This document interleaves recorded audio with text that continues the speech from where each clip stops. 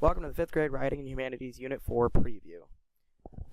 We're going to go over the materials available for this unit, including the unit at a glance for Writing and Humanities, and then the Unit 4 assessments, as well as AML 6 through 10.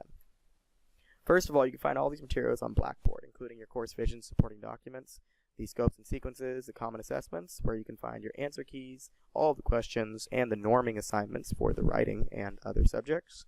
In addition, you can find materials I provide for you, which include the unit previews, which are located here. Hopefully you saw them here. Annotated model lessons, resource bank, and the artifacts, which is student work from that unit. Looking at the unit at a glance, we're dealing with structures and functions of organizations as the specific part of the transdisciplinary theme, how we organize ourselves. We're going to be talking about Declaration of Independence and the Constitution, but there's 100 different ways to tie this into what you're reading, what you're learning, everything about it.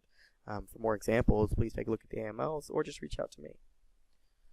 Looking first at our writing unit at a glance, you can see that we're sticking with the same old 5.15B, C, and D, which is organizing drafts, writing drafts, editing drafts, and revising drafts. In addition to that, we're going to be talking about persuasive essays in this unit, and we'll also be focusing on the prepositions, prepositional phrases, transitional words, and then commas and how they apply proper punctuation to quotations.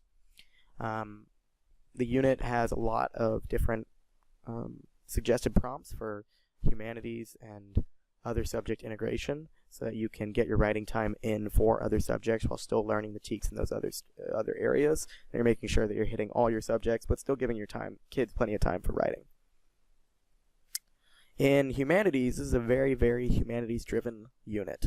It's a great time to talk about the Declaration of Independence, the free enterprise system, the way we organize our states politically, the creation of the Bill of Rights, and the structures and functions of government, as well as the checks and balances that keep them from getting too out of whack.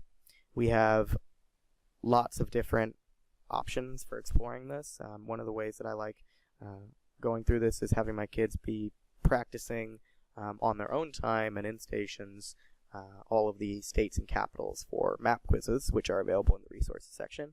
In addition to that, there are also available plenty of other resources, including a very fun exploratory lesson in the AMLs on developing the structures and functions of government and the checks and balances system at the same time. So definitely check that out.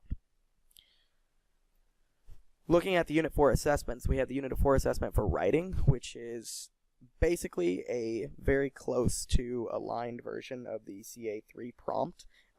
They're writing a letter and they're trying to persuade with that letter, which is basically the same thing that they're going to see in CA3 for their writing prompt.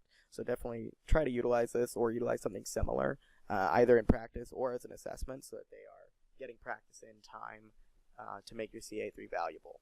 Like we've talked about at our collaboration days, they're going to take that CA, and so preparing them for it to make it a valuable use of their time rather than throw away data because you didn't talk about the subject material is definitely a good idea, and your kids deserve that. So if you need my help with that or would like any other suggestions for how to find the time to do this, always feel free to reach out. Finally, looking at our AML 6 through 10 on Blackboard, these are the second set of AMLs for the year. They are very detailed and very in-depth lesson plans. They are varied and different. I tried to use many different models for applying not only different lesson plan formats, whether it was 5E or the investigative model, but also different ways of utilizing those. These are not set in stone ways of planning. They are a good benchmark to start with, but you can split that up in many different ways. And so you can see many different examples of that at my Blackboard site where you can find all the different AMLs. All of the resources available for these lessons are there. These are standalone lessons that you can take and utilize immediately inside your lessons, or take and tweak however you prefer to use them. If you have any questions about any of these, as always, feel free to reach out. That's it for our video unit preview for the entire unit. If you have any questions, always feel free to reach out to me, and I look forward to seeing you at Collab Day 3.